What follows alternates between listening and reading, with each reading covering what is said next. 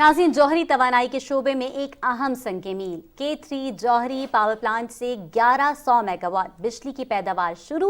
वज़ीर आज़म ने मंसूबे का इफ्तिताह कर दिया। वज़ीर आज़म ने इफ्तिताही तकरीब से खिताब में कहा कि हुकूमत माहौल दोस्त और सस्ती तवानाई के हुसूल के लिए हाइडल, न्यूक्लियर और दीगर काबिल तजदीद ज़राए के ज़रिए बिजली के हुसूल के लिए कोशां है। K3 मंसूबे का संग बुनियाद मोहम्मद नवाज शरीफ ने अपने दौर में रखा। आज इस मंसूबे से 1100 मेगावाट बिजली कौमी निज़ाम में शामिल हो रही है। तफसील इस रिपोर्ट में जानिए। चीन की शराकत से तामीर होने वाले कराची न्यूक्लियर पावर प्लांट के तीसरे यूनिट K3 ने 1100 मेगावाट बिजली की पैदावार शुरू कर दी है। वजीर आज़म मोहम्मद शहबाज शरीफ ने मंसूबे का इफ्तिताह किया। मंसूबे के ऑपरेशनल होने के बाद कराची न्यूक्लियर पावर प्लांट से मजबूरी पैदावारी सलाहियत अब 2200 मेगावाट हो गई है। साबिक वजीर आज़म मोहम्मद नवाज शरीफ ने इस मंसूबे पर काम का आगाज किया था, जिसे वजीर आज़म मोहम्मद शहबाज शरीफ ने पाया तकमील तक पहुंचाया। इफ्तिताही तकरीब से खिताब करते हुए वजीर आज़म मोहम्मद शहबाज शरीफ ने कहा कि पाकिस्तान 27 अरब डॉलर के तेल की दरामदी बिल का मुतहम्मिल नहीं हो सकता। ये एक बड़ा कौमी नुकसान है। हुकूमत हाइडल, न्यूक्लियर और दीगर काबिल तजदीद ज़राए से सस्ती बिजली के हसूल के लिए कोशां है। Pakistan badly needs clean and cheaper source of energy, whether it's nuclear, hydel and other renewables. Solar energy can play a very important role. Wind power generation can play a very important role. वज़ीर आज़म मोहम्मद शहबाज शरीफ ने कहा कि सैलाब से मुल्क की मईशत को 30 अरब dollar का नुकसान पहुंचा, जिसके बायस माशी चैलेंजेस में इजाफा हुआ। चाहते हैं कि चीन के साथ 1200 मेगावाट के जौहरी तवानाई के मंसूबे चश्मा 5 पर प्राइसिंग का मैकेनिज्म तय हो। Let's sit down, discuss all the important facets and aspects of our next proposal, and if we can really agree on the pricing formula and important terms and conditions, I think we can certainly sign a letter of intent tomorrow. वजीर आज़म ने कहा कि माजी करीब में CPEC गैर जरूरी तात्तुल का शिकार हुआ। अब हम तेजी से सीपैक मंसूबों पर आगे बढ़ेंगे। ML1 जो रेलवे का मंसूबा है पेशावर से लेकर कराची तक, जिससे कि हमारी जो रेल ट्रांसपोर्ट है उसमें एक इनकलाब आएगा। मुझे पूरी उम्मीद है इंशाअल्लाह कि हमारे जो बाहमी जो ताल्लुकात हैं उनके तहत इंशाअल्लाह सीपैक के ये मंसूबे जो माजी करीब में तातुल का शिकार थे वो इंशाअल्लाह आगे बढ़ेंगे। वजीर आज़म ने कहा कि इस अहम मंसूबे की तकमील में साइंसदान, इंजीनियर्स और मुतल्लिका अफराद को उनकी खिदमात के इतराफ में वजीर आज़म हाउस में मदऊ किया जाएगा। मुकर्ररीन ने कहा कि K3 मंसूबे का ऑपरेशनल होना दोनों मुल्कों के ताउन पर मबनी तजवीराती शराकतदारी का आयनादार है। आलमी एटमी तवानाई एजेंसी के डायरेक्टर जनरल ने न्यूक्लियर सेफ्टी के शोबे में पाकिस्तान के किरदार की तारीफ की। उन्होंने कहा कि हम जौहरी तवानाई के शोबे में पाकिस्तान से अपना ताउन जारी रखेंगे। वजीर आज़म को मंसूबे पर ब्रीफिंग दी गई। State of the art plant में तमाम तरह हिफाजती सिस्टम, हादसात की रोकथाम के लिए खुदकार निज़ाम और एमरजेंसी की सूरत में चेक एंड बैलेंस का निज़ाम मौजूद है। वजीर आज़म मोहम्मद शहबाज शरीफ ने प्लांट में लगाई गई नुमाइश भी देखी। मोहम्मद मजहर अब्बास, पाकिस्तान टेलीविजन न्यूज़। और यहाँ आपको आगाह करें कि सीनियर नायब सदर मुस्लिम लीग नून मरियम नवाज कहती हैं कि साबिक PTI हुकूमत की गलत पॉलिसीज़ के बायस आज मुल्क को माशी मुश्किलात का सामना है। बहावलपुर में मीडिया से गुफ्तगू में उन्होंने कहा कि उंगली पकड़कर इक़्तिदार में आने वाले इमरान खान ने मईशत पर खुदकुश हमले किए, IMF से मुआहिदा करके हमारे हाथ बांध दिए हैं। इंतकाम पर यकीन नहीं रखते, ताहम इमरान खान को अपने जराइम का जवाब देना होगा। तफसील मोहम्मद नवीद अजहर से। मुस्लिम लीग नून की चीफ ऑर्गेनाइजर और सीनियर नायब सदर मरियम नवाज ने कहा कि महंगाई और आवाम की मुश्किलात से आगाह हैं। लोग बखूबी जानते हैं कि जिम्मेदार कौन है। लोगों को पता है कि IMF का मुआहिदा कौन करके गया है, जिसके नतीजे में आज महंगाई हुई है। लोगों को पता है कि किसकी नालायकी और किसकी नाअहली ने 4 साल कौम को अजाब में जो मुब्तला किया, और आज जो इकॉनमी को, मईशत को जो मुश्किलात का सामना है वो किसकी वजह से। मरियम नवाज ने कहा कि इक़्तिदार की लालच में मौक़िफ़ तब्दील करने वालों में से नहीं, आवाम को हक़ाइक़ से आगाह रखेंगे। नून लीग सिर्फ हक़ाइक़ के ऊपर बेस करके बात करेगी।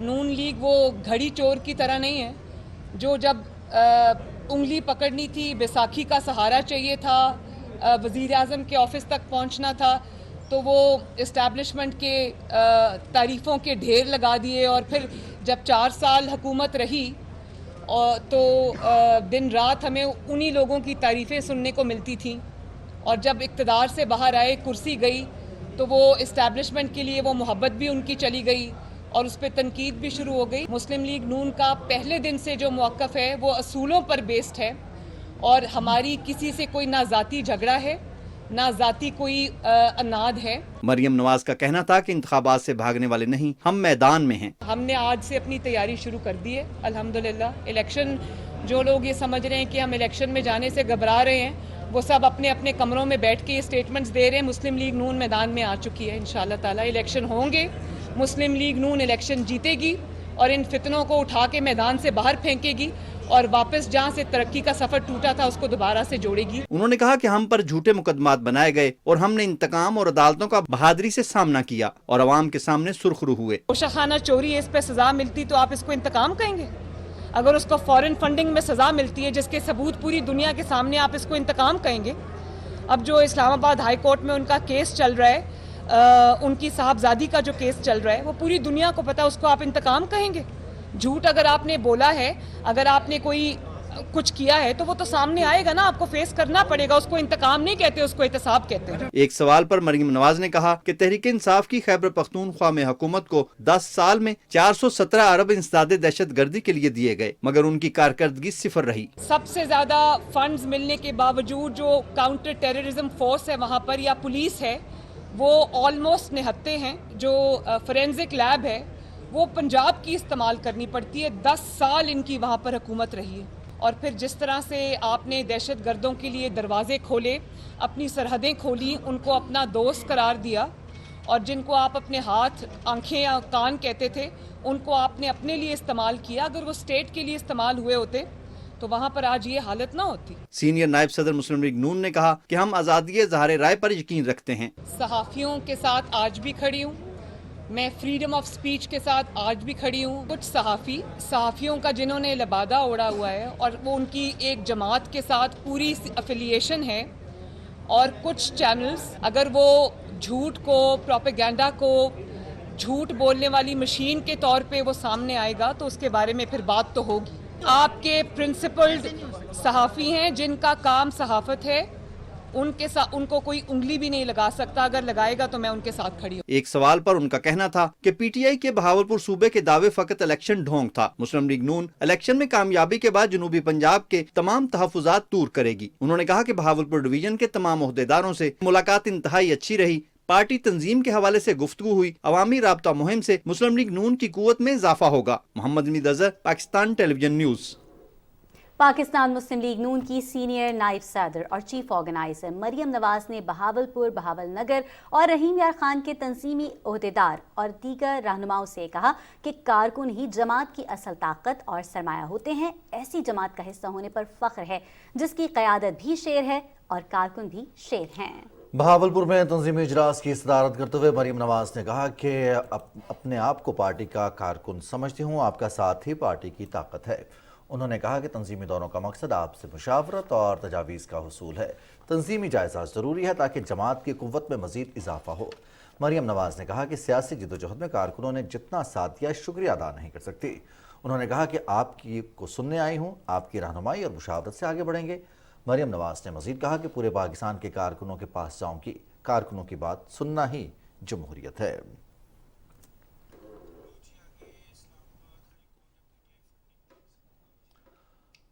اور اب کچھ بات کرتے ہیں الیکشن کمیشن کے ممنوعہ فنڈنگ کیس کے حوالے سے۔ پاکستان تحریک انصاف کی جانب سے اپیل دائر کی گئی تھی۔ اسلام آباد ہائی کورٹ کے لارجر بینچ نے ممنوعہ فنڈنگ کیس میں تحریک انصاف کی درخواست مسترد کر دی ہے۔ لارجر بینچ چیف جسٹس عامر فاروق، جسٹس میاں گل حسن اورنگزیب اور جسٹس بابر ستار پر مشتمل تھا۔ پی ٹی آئی نے ممنوعہ فنڈنگ کیس میں الیکشن کمیشن فیصلے کے خلاف درخواست دائر کی تھی۔ اگست 2022 میں دائر درخواست میں الیکشن کمیشن کے فیصلے کو غیر قانونی قرار دینے کی استدعا کی گئی تھی۔ لارجر بینچ نے 11 جنوری کو فیصلہ محفوظ کیا تھا۔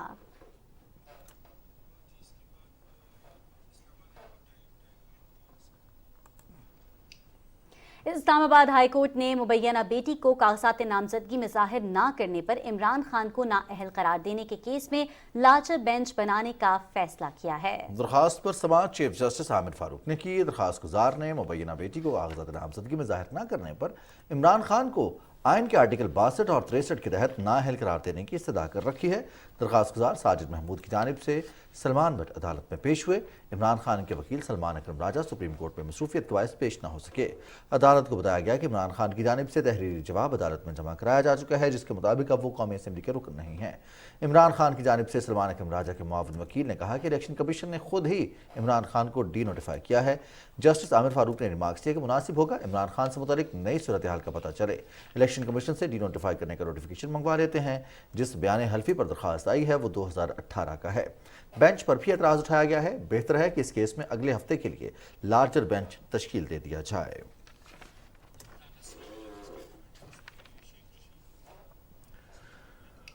اور ناظرین، وزیر داخلہ رانا ثناء اللہ نے شیخ رشید احمد کی گرفتاری پر اپنے بیان میں کہا ہے کہ سیاسی مسخرہ سیاسی رنگ دینے کی کوشش کر رہا ہے۔ ان کی گرفتاری سے حکومت کا کوئی تعلق نہیں، صرف قانون پر عمل ہوا ہے۔ ان کا یہ کہنا تھا کہ ان پر 15 کلو ہیروئن ڈالی ہے اور نہ ہی پسلیاں توڑوائی گئی ہیں۔ اس کے باوجود میڈیا کے سامنے پولیس والوں کو دھکے دے کر مار پیٹ کا جھوٹ بولا گیا۔ وزیر داخلہ نے تنقید کرتے ہوئے کہا کہ قانون کے نیچے لاؤں گا کہ جملے بولنے والا قانون کے نیچے آنے سے کیوں ڈرتا ہے؟ قانون کی خلاف ورزی پر کارروائی کرنا پولیس کا قانونی فرض ہے۔ ان کو نہ تو اغوا کیا گیا ہے، نہ بشیر میمن کی طرح واش روم میں بند کیا گیا ہے۔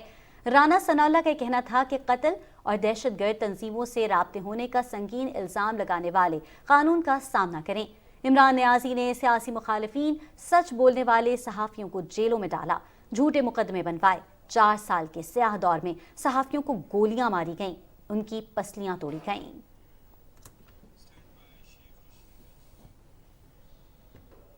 اسلام آباد کی ایک مقامی عدالت نے آصف علی زرداری کے خلاف عمران خان کے قتل کی مبینہ سازش کا الزام عائد کرنے کے بیانات کے حوالے سے گرفتار عوامی مسلم لیگ کے سربراہ شیخ رشید کے 2 روزہ جسمانی ریمانڈ کی منظوری دے دی ہے۔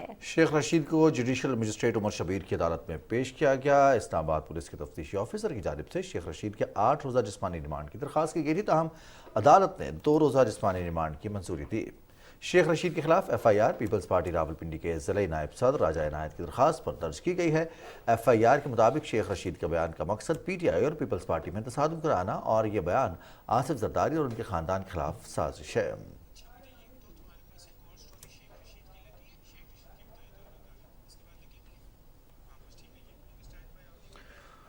اور شیخ رشید احمد کی گرفتاری کے معاملے پر ہی بات کرتے چلیں، آپ کو بتاتے چلیں کہ شیخ رشید کی گرفتاری پر توہین عدالت کی درخواست سماعت کے لیے مقرر ہو گئی ہے۔ اسلام آباد ہائی کورٹ کے جسٹس طارق محمود جہانگیری کل سماعت کریں گے۔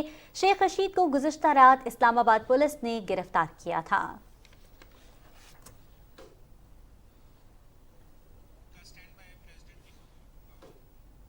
ناظرین، صدر ڈاکٹر عارف الوی نے انہوں نے سوراب بلوچستان میں اراضی مالکان کو معاوضے کی 4 سال سے عدم ادائیگی پر نیشنل ہائی وے اتھارٹی کے حکام کے خلاف انکوائری کا حکم دیا ہے۔ وفاق کی محتسب کے فیصلے کے خلاف نیشنل ہائی وے اتھارٹی کی اپیل مسترد کرتے ہوئے اراضی حصول کے لیے 23 متاثرین کو 4 سال تک معاوضے کی عدم ادائیگی پر اظہار برہمی کرتے ہوئے صدر مملکت نے حکم دیا کہ معاوضہ ادا کرنے میں تاخیر کے ذمہ داران اور اہلکاروں کے خلاف انکوائری کی جائے۔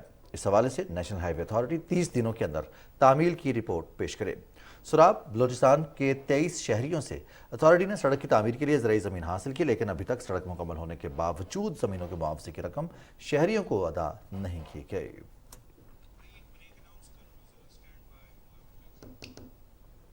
ناظرین، خبریں اور بھی ہیں، شامل کریں گے ایک بریک کے بعد۔ ساتھ رہیے گا۔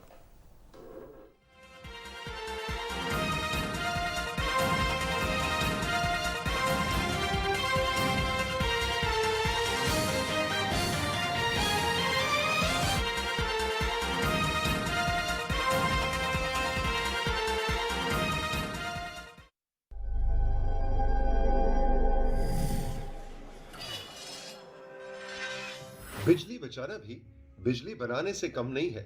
ہم بات کرتے رہتے ہیں کہ اس ملک کا بہت بڑا مسئلہ توانائی ہے، انرجی کرائسس۔ بجلی کی ہمیں ضرورت ہے تاکہ انڈسٹری چلے، گھر چلے، دفتر چلے، ہم سکون سے زندگی گزار سکیں۔ لیکن ہم کم ہی سوچتے ہیں کہ بجلی بنانے کی ذمہ داری کے ساتھ ساتھ بجلی بچانے میں ہم چھوٹا سا کنٹریبیوٹ کر سکتے ہیں. ایک یونٹ، ایک واٹ اگر ہم بچائیں تو یہ بجلی بنانے سے کم نہیں ہے. What matters for Pakistan? What matters for Pakistan?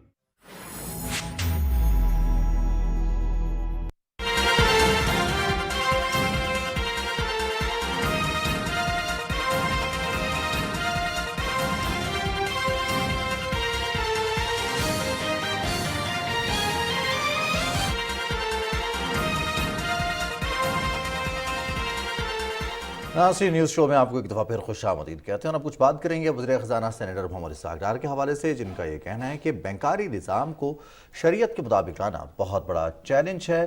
ملک سے سودی نظام کے خاتمے کے لیے کوشاں ہیں اور جلد اس میں کامیاب ہوں گے. تفصیل بتا رہے ہیں رانا افتخار احمد. اسلام آباد میں قومی اسلامی اقتصادی فورم سے ویڈیو لنک کے ذریعے خطاب کرتے ہوئے وزیر خزانہ محمد اسحاق ڈار نے کہا کہ فورم سودی نظام کے خاتمے کے لیے مفید ثابت ہوگا. انہوں نے کہا کہ گورنر اسٹیٹ بینک کی سربراہی میں اعلیٰ سطح کمیٹی ملک کے مالیاتی نظام کو اسلامی بنیادوں پر چلانے کے لیے کام کر رہی ہے. پہلا جو چند ہفتوں میں نے کام کیا، میں نے جناب گورنر اسٹیٹ بینک کو میں نے ان کو ایڈوائز کیا کہ آپ فوری طور کے اوپر یہ جو آپ نے پٹیشن داخل کی اس کو واپس لیں، اور نیشنل بینک کو بھی یہی ایڈوائز کیا. ہم تو انسان ہیں، ہم تو اللہ اور اللہ کے رسول سے جنگ نہیں لڑ سکتے سودی نظام کو پروموٹ کرتے کرتے. کم از کم ہم سرنڈر کریں، ہم کوشش کریں، اور آج یہ کاوش ہے اسی کی طرف ایک پیش قدمی ہے جو آپ آج کر رہے ہیں. وزیر خزانہ نے کہا کہ 2017 میں پاکستان دنیا کی 24ویں بڑی معیشت بن گیا تھا اور کہا جا رہا تھا یہ جلد G20 میں شامل ہو جائے گا، لیکن گزشتہ حکومت کے ناکام تجربے کی بدولت پاکستان معاشی تنزلی کا شکار ہو گیا. ہائیسٹ ریزرو 2016-17 کے سال کے تھے، آج تک وہاں ٹچ نہیں کر سکا پاکستان، اور پاکستان 6.1% ترقی کر رہا تھا. اس ملک کی بدقسمتی ہے کہ 5 سال کے تجربوں نے اس ملک کو وہاں لا کے کھڑا کر دیا کہ 2022 میں یہ دنیا کی 47ویں معیشت بدقسمتی بن چکا ہے. جو آپ آج یہ افراتفری دیکھ رہے ہیں، جو آج آپ یہ LCs کے کمپلینٹ سن رہے ہیں، یہ سارے کا سارا میں سمجھتا ہوں کہ ایک مس مینجمنٹ، مس گورننس کا ایک نتیجہ ہے اور ہمیں سبق سیکھنا چاہیے. وزیر خزانہ اسحاق ڈار نے کہا کہ معاشی مشکلات ضرور ہیں لیکن جلد قابو پا کر ملک کو دوبارہ ترقی کی راہ پر گامزن کریں گے. Rana Iftikhar Ahmad, Pakistan television news, اسلام آباد. کراچی میں پاکستان کی معیشت کی اسلامائزیشن کے لیے روڈ میپ کی وضاحت کے عنوان سے نیشنل اسلامک اکنامک کانفرنس منعقد ہوئی. رپورٹ کریں گی نورین آصف. نیشنل اسلامک اقتصادی فورم کے زیر اہتمام کانفرنس سے خطاب کرتے ہوئے سیلانی ویلفیئر ٹرسٹ کے چیئرمین مولانا بشیر فاروقی نے کہا کہ اسلامی معاشرے میں سود کی کوئی گنجائش نہیں. پاکستان کا نام اسلامی جمہوریہ پاکستان ہے، اور جہاں اسلام کی بات آتی ہے وہ اسلام کے منافی قانون کا انہدام بھی آتا ہے کہ جو کام اسلام سے انحراف کرتے ہیں، اسلام کی سرحدوں کو، اسلام کی دیواروں کو نقصان پہنچاتے ہیں، ان کاموں سے اعراض کیا جائے.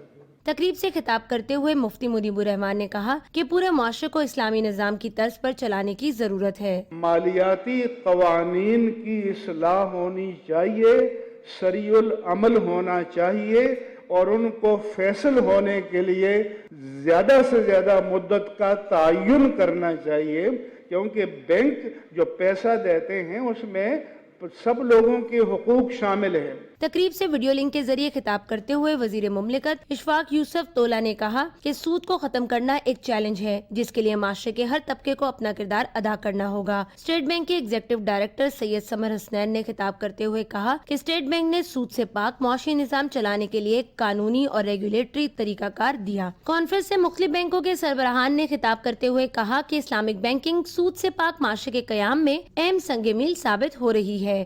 Noreen Asif, Pakistan television news, Karachi. Pakistan Peoples Party کے رہنما اور صوبائی وزیر سعید غنی نے نیوز کانفرنس کی ہے اور ان کا یہ کہنا ہے کہ عمران خان کا آصف علی زرداری پر انہیں قتل کرنے کا الزام بے بنیاد اور گھٹیا ہے جس کے ہولناک نتائج برآمد ہو سکتے ہیں. اسلام آباد میں میڈیا سے گفتگو کرتے ہوئے سعید غنی کا یہ کہنا تھا کہ معاملے پر عمران خان کو قانونی نوٹس بھیجا ہے. الزامات کو جھوٹا ثابت کرنا ہماری ذمہ داری ہے. تفصیل بتا رہے ہیں عمران منصب. سابق صدر آصف علی زرداری مجھے قتل کروانا چاہتے ہیں کہ عمران خان کے بیان کو غیر ذمہ دارانہ قرار دیتے ہوئے صوبائی وزیر سعید غنی نے خان صاحب کو آڑے ہاتھوں لیا. کہا سابق صدر آصف علی زرداری عمران خان کے حواس پر سوار ہیں. عمران خان ذہنی طور پر ایک مفلوج آدمی ہے, کوئی پولیٹیکل وزڈم اس آدمی کا نہیں ہے. کسی سیاسی جماعت کی قیادت پر اس قسم کا الزام لگا کر آپ اپنی جماعت کے لوگوں کو یہ بتا رہے ہیں کہ جی یہ شخص جو ہے خدا نخواستہ مجھے مروانا چاہتا ہے, اور اس کے جو نتائج ہیں وہ پاکستان کی گلیوں میں, محلوں میں, سڑکوں پر بہت خطرناک نکل سکتے ہیں. ایک سوال کے جواب میں سعید غنی کا کہنا تھا کہ سیاسی انتقام پر یقین نہیں رکھتے. اگر شیخ رشید نے آصف علی زرداری پر قتل کا جھوٹا الزام لگایا ہے تو ان سے کیا پوچھ گچھ بھی نہ ہو؟ میں یہ مطالبہ کرتا ہوں کہ شیخ رشید کے خلاف بھی سخت ترین کارروائی ہونی چاہیے, اور عمران خان بھی عدالت میں آئے اور عدالت میں آ کر یہ ثابت کرے کہ جو الزام آصف علی زرداری کے اوپر اس نے لگایا ہے اس کے پاس کیا شواہد ہیں. تو اس سے یہ اندازہ ہے کہ اگر میں آصف علی زرداری کو ہٹ نہیں کروں گا, اس پر اتنے غلیظ الزامات نہیں لگاؤں گا, تو آصف علی زرداری عمران خان کی سیاست کو خاک میں ملا دے گا. سانحہ پشاور پر افسوس کا اظہار کرتے ہوئے سعید غنی نے کہا کہ عمران خان کے دہشت گرد تنظیموں کے حوالے سے بیانات تشویشناک ہیں. وقت کا تقاضا ہے کہ دہشت گردوں کے خلاف قوم کو متحد کر کے فیصلہ کن جنگ لڑی جائے. Imran Muzaffar Khan, Pakistan television news, اسلام آباد. سیاسی امور سے متعلق وزیر اعظم کے مشیر انجینئر امیر مقام نے کہا ہے کہ پاکستان کو اس وقت معاشی مشکلات اور دہشت گردی جیسے بڑے چیلنجز کا سامنا ہے جن سے نمٹنے کے لیے ہمیں بحیثیت قوم متحد ہو کر آگے بڑھنا ہوگا. اسلام آباد میں میڈیا سے گفتگو کرتے ہوئے انہوں نے اس چیز کا اظہار کیا. ساتھ ہی ساتھ انہوں نے ایک روزہ بین الاقوامی اردو صحافت کانفرنس سے خطاب بھی کیا. دونوں کی تفصیل بتا رہے ہیں ارسلان اسد. میڈیا سے گفتگو کرتے ہوئے انجینئر امیر مقام نے کہا کہ ملک خصوصاً خیبر پختونخوا میں دہشت گردی کی لہر نے دوبارہ سر اٹھایا ہے. ایسے میں سیاسی فوائد کے لیے ایک دوسرے پر الزام تراشی کے بجائے پوری قوم کو سنجیدگی کا مظاہرہ کرنا ہوگا. یہ دہشت گردی کسی انڈیویجول کا, کسی سیاسی پارٹی کا یا کسی اور کا ایشو نہیں ہے.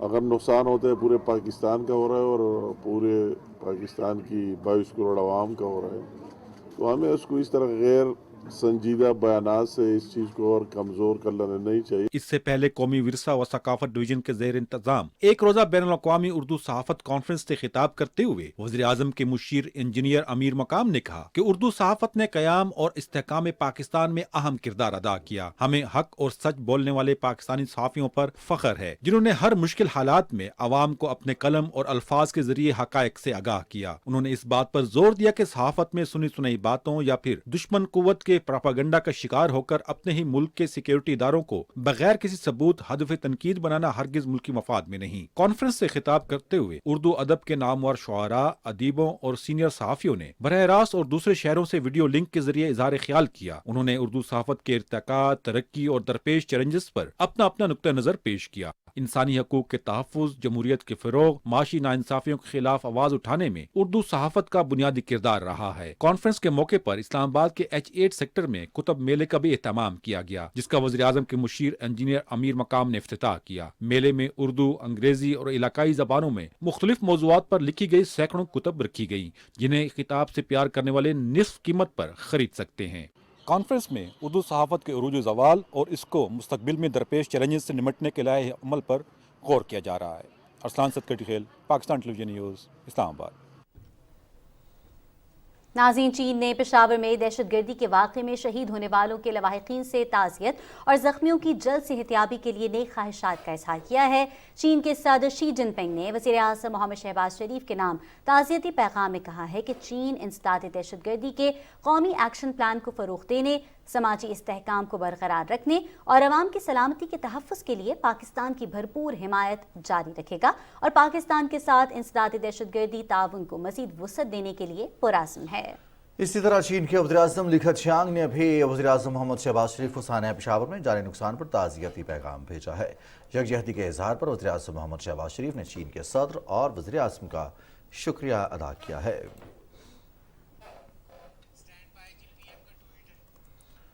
وزیر اعظم محمد شہباز شریف نے پشاور سانحہ میں قیمتی جانوں کے ضیاع پر تعزیت اور گہری ہمدردی کے اظہار پر دوست ملکوں کا شکریہ ادا کیا ہے. اپنے ٹویٹ میں وزیر اعظم نے کہا کہ مشکل وقت میں یکجہتی کے اظہار کو قدر کی نگاہ سے دیکھتے ہیں. عوام کی حمایت سے دہشت گردوں کا خاتمہ اور ان کا اپنی سرزمین سے قلع قمع کریں گے۔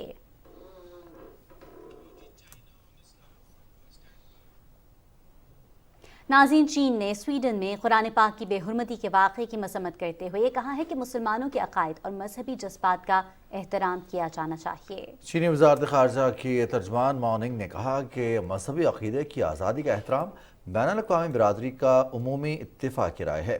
انہوں نے کہا کہ چین ہمیشہ کی طرح اسلامی ممالک کے ساتھ مل کر تہذیبوں کے درمیان مکالمے کی وکالت کرے گا اور مسلمانوں سمیت تمام گروہوں کے مذہبی عقیدے کی آزادی کا مشترکہ طور پر تحفظ کرے گا۔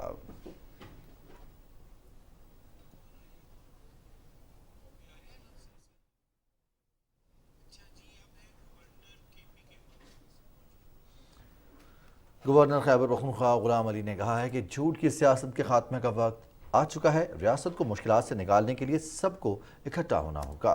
گورنر غلام علی نے پشاور میں نیوز کانفرنس سے خطاب کرتے ہوئے کہا کہ خیبر پختونخوا کی پولیس دہشت گردی کے خلاف شہادتیں دے رہی ہے، پی ٹی آئی پولیس کی قربانیوں پر سیاست کر رہی ہے۔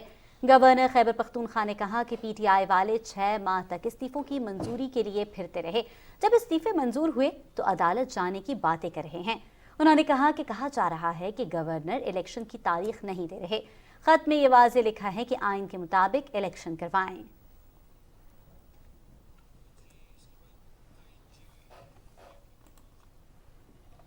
پشاور میں پولیس سول لائنز دھماکے کی تحقیقات جاری ہیں، واقعے کی سی سی ٹی وی فوٹیج بھی سامنے آ گئی ہے۔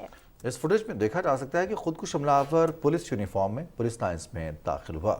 آئی جی پولیس خیبر پختونخوا معظم جان انصاری نے کہا کہ خودکش حملہ آور کے بعد اس کا نیٹ ورک اور پھر سہولتکاروں کو بھی سب کے سامنے لائیں گے۔ ہم نے پہلے کسی شہید کا بدلہ چھوڑا ہے اور نہ اب چھوڑیں گے۔ پولیس لائن پشاور میں سی سی پی او اعجاز خان کے ہمراہ پریس کانفرنس کرتے ہوئے آئی جی خیبر پختونخوا نے کہا کہ اس وقت آبیدہ ہوئے جب دھماکے سے متعلق غلط خبروں کی وضاحت کر رہے تھے۔ انہوں نے کہا کہ میں نے وردی پہنی ہے لیکن میں ایک انسان بھی ہوں، ہمیں بے حس نہ سمجھا جائے۔ پولیس لائن حملے میں ملوث خودکش تک پہنچ گئے ہیں اور جلد ہی اس کے باقی کرداروں کو بھی سامنے لائیں گے۔ آئی جی پی معظم جان انصاری نے کہا کہ سی سی ٹی وی فوٹیج سے بہت مدد ملی، یہ خودکش حملہ تھا لیکن متضاد باتیں کر کے میرے جوانوں کو اکسایا جا رہا ہے۔ انہوں نے کہا کہ حملہ آور پولیس یونیفارم میں پولیس لائن آیا، حملے میں بال بیرنگ اور TNT بارود استعمال کیا گیا تھا۔ ایک سوال کے جواب میں انہوں نے کہا کہ شہداء کی تعداد 84 ہے جس کو بعض جگہوں پر غلط پیش کیا گیا ہے۔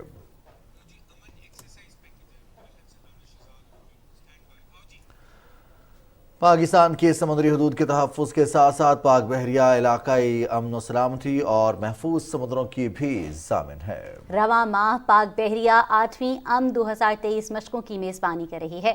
امن مشقوں میں 50 سے زائد ملک شریک ہو رہے ہیں۔ اسی کی تفصیل بتا رہے ہیں رانا شہزاد السلام۔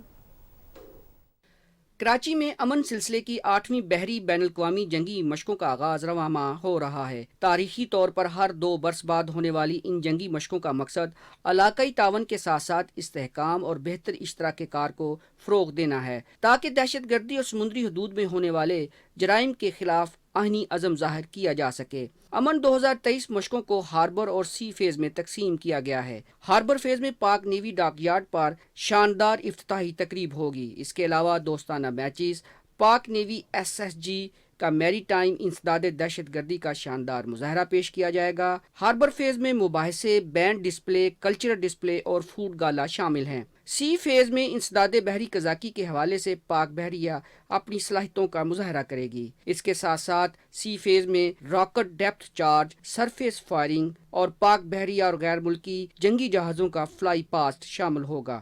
جنگی بحری مشقوں کا مقصد دنیا کو یہ پیغام دینا ہے کہ پاکستان امن سے محبت کرنے والا ملک ہے۔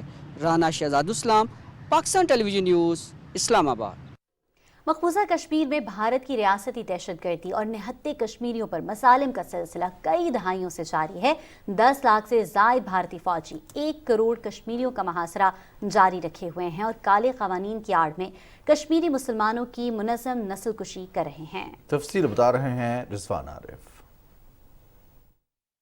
بھارت کے زیر تسلط غیر قانونی مقبوضہ جموں و کشمیر میں قابض بھارتی افواج کی جانب سے اب تک 96,971 کشمیریوں کو شہید کیا گیا، جن میں سے 7,275 زیر حراست شہید ہوئے۔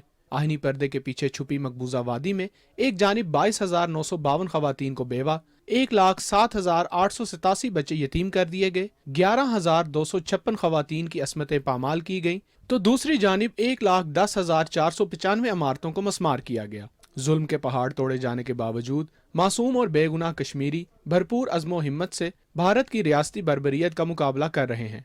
नीडोज की प्रॉपर्टी 1835 में शुरू हुई है, जब हिंदुस्तान में कोई होटल नहीं था, तब से शुरू हुई है।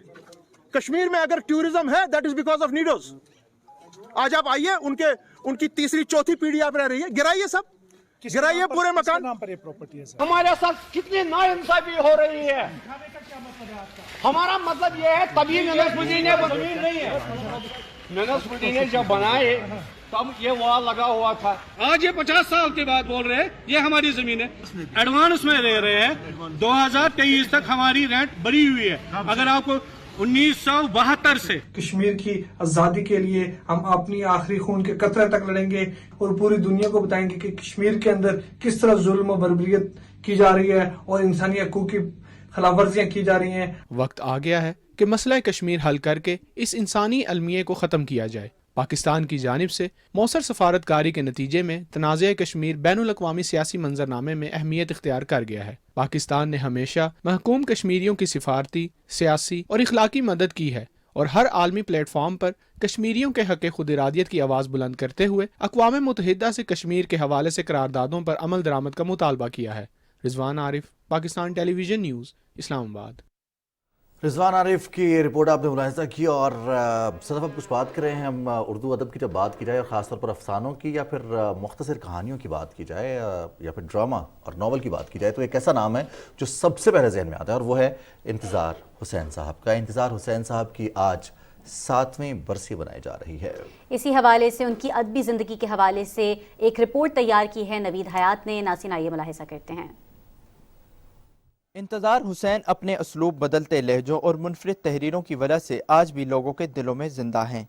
21 दिसंबर 1925 को दुबई, उत्तर प्रदेश में पैदा हुए और मेरठ कॉलेज से BA और MA उर्दू किया। क़याम पाकिस्तान के बाद वो लाहौर मुंतकिल हो गए, जहाँ वो सहाफ़त के शोबे से वाबस्ता रहे। वो रोज़नामा अमरोज़ में नायब मुदीर भी रहे। इसके अलावा उन्होंने रोज़नामा आजकल और एक्सप्रेस में भी कालम निगारी की, जबकि उन्हें रोज़नामा मशरिक में तवील अरसे तक छपने वाले कालम लाहौर नामे से बहुत शोहरत मिली। इंतज़ार हुसैन का पहला अफसानवी मजमुआ 1952 में शाया हुआ। इसके अलावा रेडियो से भी वाबस्ता रहे। उनकी तसानीफ में आखिरी आदमी, शहर अफसोस, आगे समंदर है, बस्ती, चांद गहन, गली कूचे, हाली पिंजरा, चरागों का धुआं, ज़मीन और फलक, शिकस्ता सतून पर धूप शामिल है। इंतज़ार हुसैन को हुकूमत पाकिस्तान ने सितारे इम्तियाज़, प्राइड ऑफ परफॉर्मेंस और पाकिस्तान के सबसे बड़े अदबी एजाज़ कमाल फंड से भी नवाजा गया। इंतज़ार हुसैन 2 फरवरी 2016 को इस दुनिया से रुखसत हुए। नवीद हयात, पाकिस्तान टेलीविजन न्यूज़, लाहौर। और नाज़रीन, अब बात करेंगे जामिया पेशावर में पख्तून कल्चरल म्यूजियम की, जो पख्तून सकाफत को जिंदा रखने के लिए कायम किया गया है। म्यूजियम में लोगों की दिलचस्पी किस हवाले से ज़्यादा है, इस हवाले से रिपोर्ट कर रही हैं हफ्सा खालिद।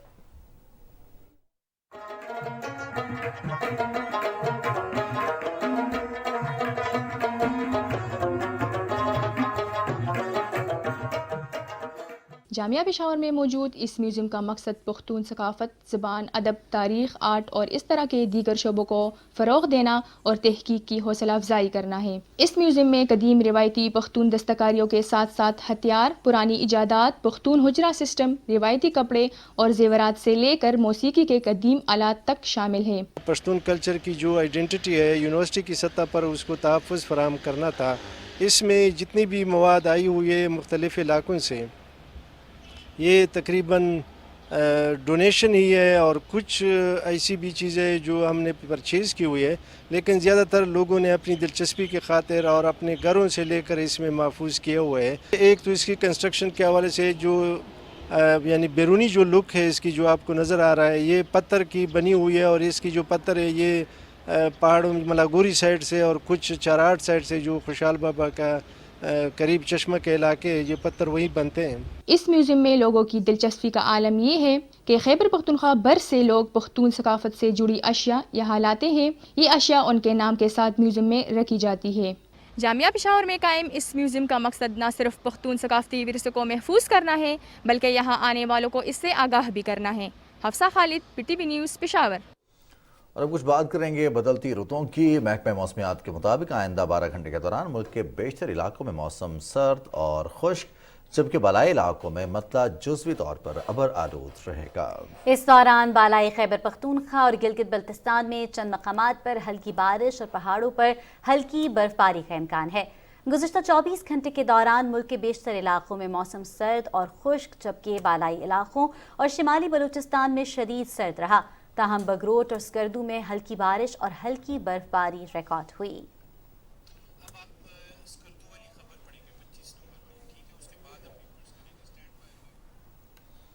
नाज़रीन, स्कर्दू शहर समेत बल्तिस्तान डिवीजन के मुख्तलिफ इलाकों में सर्दी की शिद्दत बदस्तूर जारी है। आज बालाई इलाकों और स्कर्दू के मसाफात के पहाड़ों पर बर्फबारी का सिलसिला जारी है। स्कर्दू में आज दिन का कम से कम दर्जा हरारत -6 डिग्री सेंटीग्रेड रिकॉर्ड किया गया, जबकि बालाई इलाकों में कम से कम दर्जा हरारत -9 डिग्री सेंटीग्रेड रहा।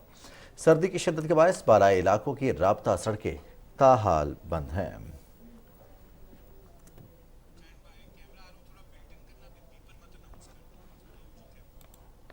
मौसम की सूरत हाल ये है कि आइंदा 24 घंटे के दौरान मौसम खुश्क रहेगा, सर्द रहेगा। ताहम सर्दी का जोर किसी हद तक हमें टूटता हुआ दिखाई दे रहा है, खासतौर पर अगर मैदानी इलाकों की बात करें या फिर बालाई इलाकों में भी टेम्परेचर्स जो फरवरी के शुरू होते ही, फरवरी के आगाज़ में टेम्परेचर्स हुआ करते थे, उनमें किसी हद तक कुछ तब्दीली नोट की गई है। इवन कि जनवरी में भी स्कर्दू से जो रिपोर्टिंग हुई उसमें बताया गया था कि जो टेम्परेचर माइनस जिन इलाकों में -16 होता था या -14 होता था, कुछ दिनों में वहाँ पर टेम्परेचर -9 पर भी आया और -8 डिग्री सेंटीग्रेड पर भी आया। और इसकी क्या वजूहात हैं इस सूरत हाल के साथ? क्या वाकई जो इस वक्त पूरी दुनिया को माहौलियाती तब्दीली का सामना है, इसका असर हमारे खित्ते पर भी हो रहा है? इसी हवाले से कुछ बात करने के लिए हमने राब्ता किया है चौधरी मोहम्मद असलम साहब से, जो कि डायरेक्टर हैं मौसमियात के। उनसे कुछ जान लेते हैं कि मौसमियाती तब्दीली के हवाले से भी, उसके साथ साथ क्या सिचुएशन है, कैसा मौसम देखने में आएगा पंजाब और इसके गिरदोनवा में। सर बताइएगा कि एक तो मौसमियाती तब्दीली का सामना है, मौसम जो है वो थोड़ा चेंज हम देख रहे हैं। जिस तरीके से पहले सर्दी की शिद्दत होती थी उसमें भी तब्दीली है, और जब सर्दी जहाँ से शुरू होकर जहाँ ख़त्म होती थी उन महीनों के अंदर भी हम जो थोड़ी तब्दीली देख रहे हैं। क्या कहेंगे इस हवाले से आप? जी बिल्कुल, जैसे पूरी दुनिया जो है वो ग्लोबल वार्मिंग में है, तो पाकिस्तान भी जो क्लाइमेट चेंज की वजह से इस पर भी काफ़ी इसके इफेक्ट्स आ रहे हैं। तो पाकिस्तान में भी जैसे सर्दी की शिद्दत कम हो रही है, जैसे अभी फरवरी में है तो टेम्परेचर बढ़ना शुरू हो गए हैं और आने वाले दिनों में और बढ़ेंगे। और जो हमारे मैदानी इलाके पंजाब, सिंध और केपी के कुछ इलाके हैं, तो इनमें बारिश का कोई बड़ा सिस्टम नहीं है। तो अगले 24 घंटे में कोई हल्की बारिश जैसे इस्लामाबाद में बूंदाबांदी और हमारे नॉर्दर्न एरिया केपी में, इसमें कोई हल्की बारिश हो सकती है। और कोई बड़ा आने वाले दिनों में कोई बड़ा सिस्टम नहीं है और टेम्परेचर थोड़े राइज करेंगे आने वाले दिनों में। अच्छा चौधरी साहब बताइएगा, ये जो धुंध का सिलसिला है, अगर हम पंजाब की बात करें, लाहौर की बात करें और मुख्तलिफ मकामात पर कोहरा अभी तक पड़ता है और सर्दी की शिद्दत ज़्यादा होती है, अर्ली मॉर्निंग्स में फरवरी में धुंध ख़त्म हो जाएगी या ये सिलसिला बरकरार रहेगा? दूसरा, किसानों के लिए क्या पैगाम है? अभी गुज़िश्ता हफ्ते जो बारिशें हुई वो तो बहुत अच्छी रहीं गंदम के काश्तकारों के लिए, आइंदा उनके लिए ऐसी कोई खबर नहीं है? जी बिल्कुल, अभी आने वाले दिनों में जैसे धुंध, बहुत हल्की धुंध होगी और सुबह के टाइम बहुत हल्की धुंध होगी, उसका ड्यूरेशन भी बहुत कम होगा, 1-2 घंटे। और जैसे ही सूरज चमकेगा उसके साथ ही खत्म हो जाएगा। वो डेंस जो फॉग थी वो खत्म हो चुकी है। और जो हमारे काश्तकार भाई हैं उनके लिए यही है कि आने वाले दिनों में बारिश कोई खास नहीं है, तो अपनी फसलों को उसके मुताबिक पानी दें। अच्छा, ये भी बताते चलिएगा कि सर्दी की शिद्दत किस महीने में आप कम होते हुए देख रहे हैं, क्योंकि मार्च में यूजुअली ऐसा होता था कि सर्दी जो है वो खासी कम हो जाती थी। इस दफ़ा आप क्या एक्सपेक्ट कर रहे हैं? देखिए, अभी टेम्परेचर बढ़ने शुरू हो गए हैं, आने वाले दिनों में सर्दी की शिद्दत खत्म हो जाएगी, बल्कि काफ़ी हद तक 1 वीक में खत्म हो जाएगी और टेम्परेचर बढ़ना शुरू हो जाएंगे। और फरवरी में जो महकमा मौसमियात की फोरकास्ट है, इसमें काफ़ी जो पाकिस्तान के इलाके हैं उनमें जो है अब नॉर्मल टेम्परेचर की फोरकास्ट है, और जो हमारा जनूबी पंजाब और सिंध और इनमें जो है नॉर्मल टेम्परेचर रहेगा। अदरवाइज जो टेम्परेचर है वो नॉर्मल से ज़्यादा की प्रेडिक्शन जो महकमा मौसमियात ने इशू की। ठीक है, और अब अगर हम बात करें अपने बलाई इलाकों की, जहाँ पर अभी भी इत्तलात हैं, कश्मीर के कुछ इलाके हैं, स्कर्दू की बात कर लें या गिलगित बल्तिस्तान की बात कर लें, पहाड़ी इलाकों पर बर्फबारी का सिलसिला जारी है, ये कब तक जारी रहेगा? जी, अभी जो है हल्की जो स्नोफॉल की जो फोरकास्ट दी है, तो अभी ये तो इन इलाकों में तो ये फरवरी में जो ऑन एंड ऑफ अपना स्नोफॉल और बारिश के जो इस माह में 2-3 स्पेल एक्सपेक्टेड है, और लेकिन टेम्परेचर थोड़े से राइज करेंगे आने वाले दिनों में। जी, बहुत शुक्रिया चौधरी मोहम्मद असलम, आप डायरेक्टर मौसमियात हैं। आपका बहुत बहुत शुक्रिया, आपने PTV न्यूज़ को अपना वक्त दिया। और टेम्परेचर्स के हवाले से उनका ये कहना है कि फरवरी के महीने में कुछ अच्छी बारिशों की इत्तलात नहीं है, लिहाजा जो काश्तकार हैं, ख़ासतौर पर गंदम के काश्तकार हैं, वो अपना इंतज़ाम कर लें और फसलों को पानी फराहम करने के लिए इंतज़ाम करें। साथ ही साथ टेम्परेचर्स बढ़ना शुरू होंगे। और सदफ, अभी भी गुज़िश्ता 2 दिन में इस्लामाबाद, रावलपिंडी में जब धूप ज़्यादा थी और दिन के औकात में सब लोग ये बात कर रहे थे कि किस तरह से एकदम धूप की शिद्दत में इजाफा महसूस हुआ है। और अभी तो जनवरी ख़त्म ही हुआ था, गालिबन 31 जनवरी की बात है जब अच्छी कड़कती धूप निकली, और उसके बाद से फिर आज इस्लामाबाद में मतला जुज़वी तौर पर अबर आलूद रहा। और अभी भी शाम के वक्त सर्दी में खुनकी में अच्छा खासा इजाफा हुआ। और ऐसा लगता है जैसे फरवरी के बारे में मशहूर है ना कि फरवरी के दिन जो है वो थोड़े से गर्म हो जाते हैं, रातें खुनक होती हैं, और ऐसे ही होता है कि अगर आप साए में हैं तो आपको सर्दी है, और अगर आप धूप में निकलाएं तो आपको उसकी तपिश जो है वो महसूस होती है। जी बिल्कुल, आपने बिल्कुल सही कहा रिजवान। अभी हमारे साथ मौजूद हैं शहाबुद्दीन गौरी साहब चलास से, उनसे कुछ स्कर्दू के मौसम के हवाले से, कुछ गिलगित के मौसम के हवाले से जान लेते हैं। खासी सर्दी वहाँ पर मौजूद है चलास में, क्या सूरत हाल है? सर बताइएगा कैसा मौसम आप देख रहे हैं? जी, सर्दी ने इन दिनों गिलगित के मुख्तलिफ अजला में डेरे जमाए हुए हैं। बालाई इलाकों गुज़िश्ता दिनों जो बालाई इलाके हैं वहाँ पर बारिशों और बर्फबारी से वहाँ की जो मकीन है वो महसूस होकर रह गए हैं। अगर बात की जाए जिला दियामर की, तो दियामर के मुख्तलिफ इलाकों दारेल, टांगीर, बाबूसर, बुडोगा में हालिया बारिशों के दौरान अच्छी खासी बर्फबारी हुई है, जबकि दियामर के हेडक्वार्टर चिलास के पहाड़ों ने बर्फ की सफेद चादर ओढ़ ली है। मौसम गर्मा में सियाहों की आमद रफ्त का अहम जरिया शहरा बाबूसर नारा कागान में कई फुट बर्फ पड़ चुकी है। बर्फबारी के बायस मुख्तलिफ इलाकों की सड़कें बंद होने से यहाँ की जो रहायशी है वो सख्त मुश्किलात का शिकार है। जी अच्छा, शहाबुद्दीन गौरी ये भी बताइएगा, चूँकि दियामर, चलास और एक आपने शाहराए करागरुम का जिक्र नहीं किया, वहाँ पर क्या सूरत हाल है ट्रैफिक की? एक ऐसी वो शाहरा है जिस पर सयाह तकरीबन पूरा साल ट्रैवल करना चाहते हैं। दूसरा ये कि मुश्किलात में आपने कहा इजाफा हो गया है, क्या इंतज़ाम किया गया है वहाँ पर बसने वाले लोगों के लिए, उनके खाने पीने के हवाले से? और हम देखते हैं कि स्टोर कर लिया जाता है या फिर इन ख़ास महीनों में चलास में खबरें ये भी हैं कि काफ़ी अरसे के बाद बर्फबारी की शिद्दत इस कदर ज़्यादा रही है। ये देखा जाए तो चिलास सिटी में तो बर्फबारी नहीं हो रही, लेकिन उसके गिरदवा में जितने भी पहाड़ हैं उन सब ने सफेद बिल्कुल चादर ओढ़ ली है बर्फ की। और जहाँ तक शाहरा कराकुम की बात है, वहाँ पर मुख्तलिफ जगहों में लैंड स्लाइडिंग होती है, जिसके लिए जली इंतजामिया ने, सूबाई हुकूमत ने यहाँ पर बाकायदा एनडीएमए के थ्रू और इसके अलावा जो मुख्तलिफ डिपार्टमेंट्स हैं इनके थ्रू बड़े बड़े जो हैवी मशीनरी है जिसमें एक्सकेवेटर वगैरह है, बिल्डोजर एक्सकेवेटर वगैरह है, इनको वहाँ पर बाकायदा रखे हैं। यहाँ के जो ही कोई स्लाइडिंग होती है वहाँ पर क्लियर किया जाता है और ट्रैफिक को रवा दवा किया जाता है। यहाँ पर शाहरा कराकुम के साथ साथ जो बालाई इलाके हैं या जो नालाजात जिसको कहा जाता है वहाँ पर बर्फ ज्यादा पड़ी है, जिसकी वजह से वहाँ की जो आबादी है वो काफी मुतासिर हो गई है, जबकि शहरी जो इलाके हैं वो उसमें सर्दी की शिद्दत में इजाफा जरूर है, लेकिन फिलहाल बर्फबारी नहीं हुई है। जी सही शहाब, ये भी बताते चलेगा कि सर्दी की शिद्दत इस कदर ज़्यादा है। आमतौर पे देखा जाता है कि जब इतनी शदीद सर्दी होती है जो पाइप के अंदर पानी होता है वो भी जम जाता है। एक तो इतनी ज़्यादा सर्दी, इससे मुकाबला करने के लिए आप लोग क्या जो है वो लाएहमल इख्तियार करते हैं, और सर्दी का मुकाबला करने के लिए कोई ख़ास ग़िज़ा भी इस्तेमाल करते हैं यहाँ के लोग? जी, यहाँ पर अपना एक देसी एक सिस्टम है जिसको अंगीठी कहा जाता है। ये लोग गर्मियों के आगाज के साथ ही जो ही मौसम सरमा शुरू होता है इससे कबल ही सर्दियों के लिए ये लोग अपने पहले से ही बंदोबस्त करते हैं, लकड़ी को जमा करते हैं, मखसूस एक बुखारी जिसको अंगीठी कहा जाता है वो घरों में रखा जाता है। जो ही मौसम सरमा का आगाज होता है ये लोग घरों के अंदर रहते हैं, उसके अंदर मखसूस किस्म की एक लकड़ी होती है जिसको बनी कहा जाता है।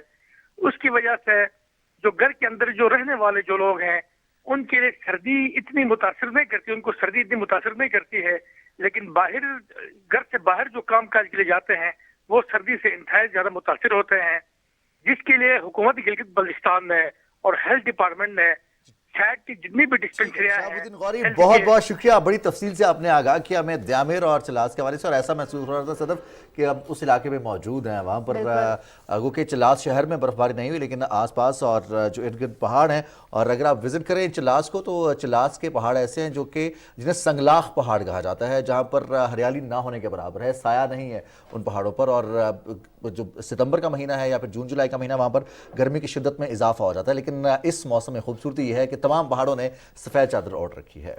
बिल्कुल इस्वान, आपने सही कहा। और अगर हम देखें कि इस किस्म के जो इलाके, हर इलाके का सर्दी से निमटने का मुख्तलिफ मौसम है। पाकिस्तान की खूबसूरती है कि यहाँ पर मुख्तलिफ मौसम देखने को हमें मिलते हैं, और यहाँ के लोगों का अपना एक तरीका कार होता है, हर मौसम में डिफरेंट सकाफत है और डिफरेंट ग़िज़ाएँ हैं जो लोग खाते हैं। और हम बहुत ज़्यादा बात करते हैं न्यूज़ एट 6 के अंदर खाने पीने के हवाले से, मौसम के हवाले से, यही तो पाकिस्तान की खूबसूरती है नाज़रीन। और इसी के साथ ही प्रोग्राम पहुँचता है अपने इख्तिताम को।